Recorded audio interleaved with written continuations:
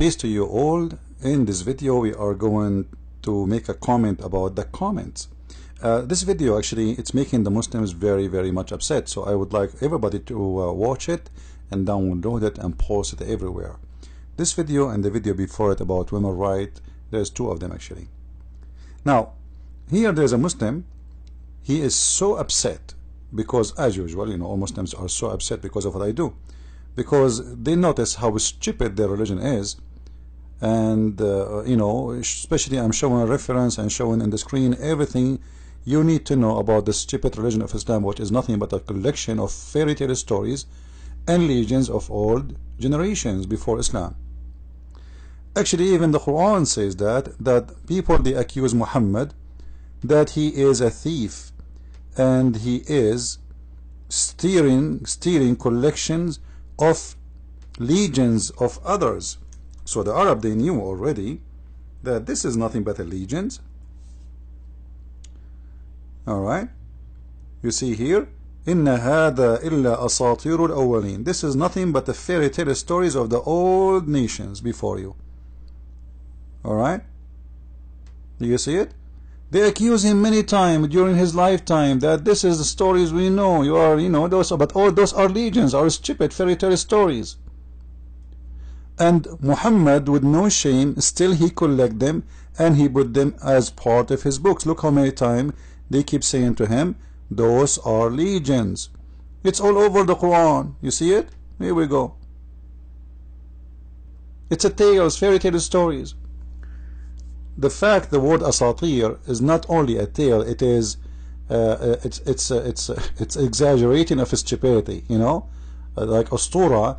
It's a fabrication with exaggeration of things happen there, like, you know, things like flying, like today what we call it fiction, like people Spider-Man and blah blah blah, etc. But at that time they have their own kind of fiction stories, and Muhammad, he heard those stories and he made them part of his Quran.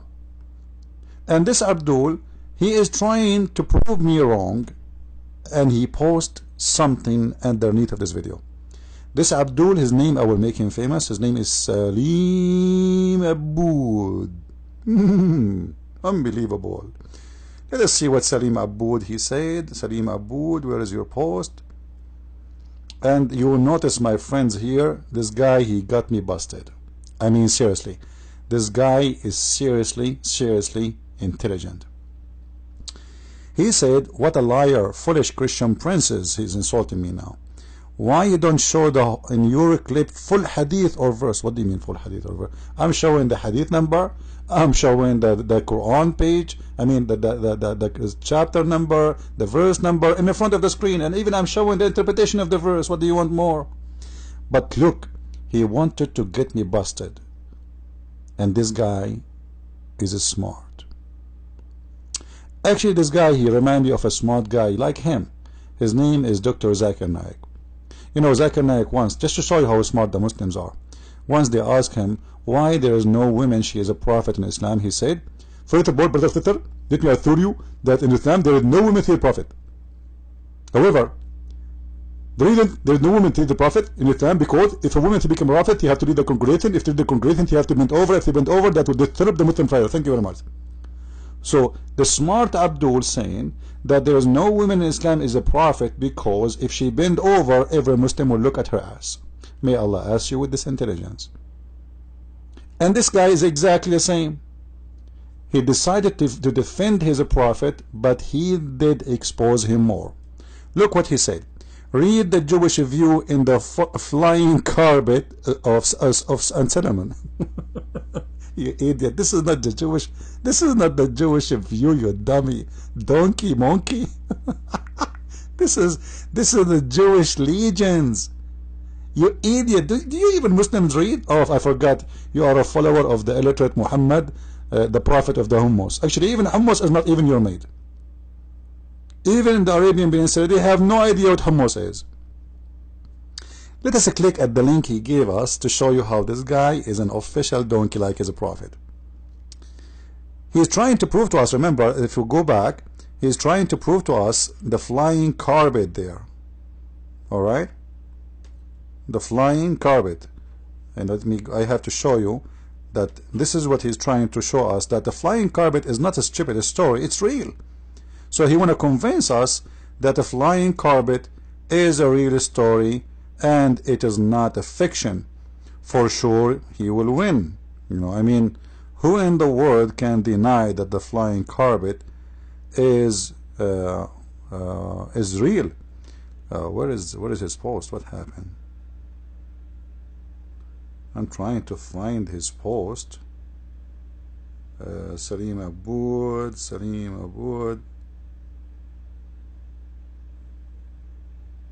Here we go. Sorry for that. So he's saying Solomon carpet. Alright? So the whole here post he is making for the flying carpet, which means he's trying to prove to us it is not only the Muslims we are the stupid. He is trying to say to you, well, the Jewish are stupid too, so what do you say of that? Huh? You stupid idiot, the Jews don't believe in this. And I will show you from the website you gave us. This is the website you gave us. As you see, I click, we open it. Here we go in the side, it says Solomon carpet. Let us first expand the size of the page so everybody can read better.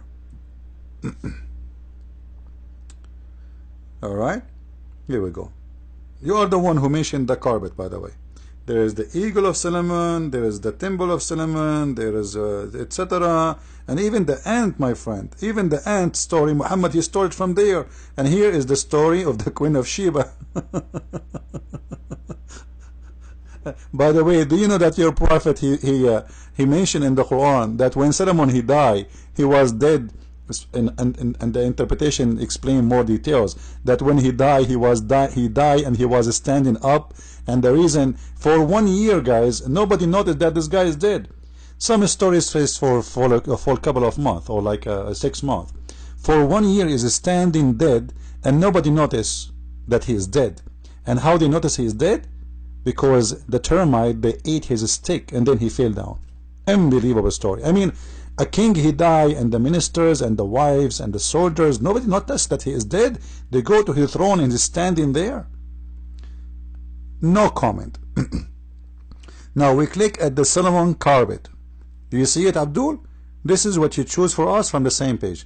I will go a little bit up, a little bit up, a little bit up, and I got a surprise for you, Mr. Donkey. I hope donkeys will not feel insulted for calling a Muslim a donkey. Do you see what it says here, Abdul? Importance in Jewish legends. Do you see it? This is legends. This is nothing to do with the Bible, and this is nothing to do with the true belief. Those are collection of legends. The Jews, they tell their stories, or the fairy tale stories, for their children. So the Jews agree that those are legends. And you can read the whole Testament, the Old Testament, and you will not find any of those stories there. Why? Because simply they are stupid legends. So when you as a Muslim, you agree that those are legends, and your prophet, he stole them from the Jews and he put them in his book, that means your prophet is a fake prophet, for he is a thief of allegiance. Like, I wish he stole from the Old Testament a true story, but he is stealing legends, a flying carpet, a flying horse. Do you know that he mentioned the Suleiman, he used to have a flying horse before the flying carpet, but because he slaughtered him, when he get angry, Allah replaced the flying horse with the flying carpet. And I can show you Aisha, she heard about the flying carpet and the flying horse, sorry. She used to play with the toys with it, and this is why Muhammad, he come with the story of the flying mule he called it al-Buraq. This story is coming from the legend of the Jews, and the legend of the Jews is coming from the Assyrian, who have legends too about flying animals. So all of this is a collection of legends, and the question is, how someone he claimed to be a prophet of God, he agree with legends to make them as part of his story? How you agree with it? So if we go to the carpet issue, we go down.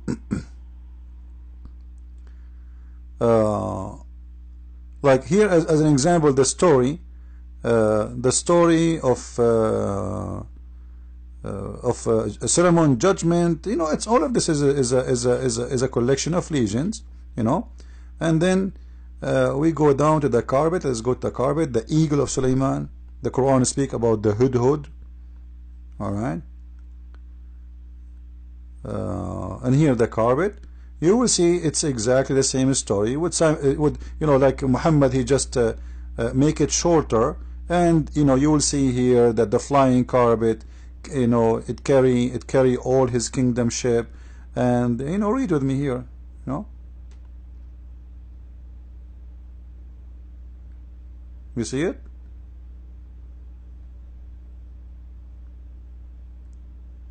So he ordered the wind, and the Quran says the same, that Suleiman, he ordered the wind, and the wind carry him. So those are legends, and you Muslims, you copy legends from the Jews and you put it in your Quran. And Muhammad always do that. As an example, for all Muhammad life, he never mentioned the punishment of the grave. And one day a Jewish woman, she came to the house of Muhammad, as you see it here. Aisha said that a Jew came to her and mentioned the punishment in the grave, saying to her, "May Allah protect you from the punishment of the grave." Aisha, she said, then she asked the Prophet or the Apostle about the punishment of the grave. He said, "Yes, there is punishment in the grave." Aisha then after that she said, "I never saw the Apostle but seeking refuge with Allah from the punishment in the grave in every prayer." If you analyze this hadith with me, you will notice that Muhammad, he never mentioned the punishment of the grave ever before, until a Jew told Aisha about the punishment of the grave. Aisha, she told Muhammad about the punishment of the grave, and since then Muhammad, he cannot pass a day without saying, "I seek Allah refuge, I seek refuge to Allah from the punishment of the grave." I mean, if the punishment of the grave is so scary, and Muhammad, he is a prophet of Allah, how come he never heard of it until the Jew, he told him, and then he stuck with it? And the proof that Muhammad never mentioned it before, because Aisha, why she is surprised? Why they, you know, if Muhammad mentioned it before, and as you see, this is mean before that time, before that day, Muhammad never ever mentioned such a thing. And this is one of the part of the Jewish legends, that when you go in the grave, your punishment start. So Muhammad, he copy it and he make it part of his religion. And now he is teaching the Muslims that there is a punishment of the grave. This is why he slept with the mother of Ali, Fatima bint Asad. When she died, he slept with her in the grave. Why? Because simply he want to make the pressure of the grave lighter. But Muhammad never mentioned it before, until a Jew, he told Aisha that. And this is why Muhammad, he copy, and he tried to hide his theft. Like as you see here, a story of a Jewish guy when Muhammad was doing a funeral and Muhammad praying standing. So a Jew, he told him, "This is how we do it. This is how we do it." Muhammad right away, he said to his men, sit down, and let us act differently." Why? Because obviously he's a thief, he is copying from them, and he thought by acting differently he will not be accused anymore of stealing of the Jew. So thank you, Muslims, for exposing your prophet. Don't forget, if you want to learn more, you can get my books from Amazon.com by searching for Christian Prince, and you will find all the list of my books. And soon our German copy will be out, and we have the Swedish and we have the French. Get your copy and learn about the cult, stupid religion of Islam. Thank you, and God bless. Don't forget to subscribe.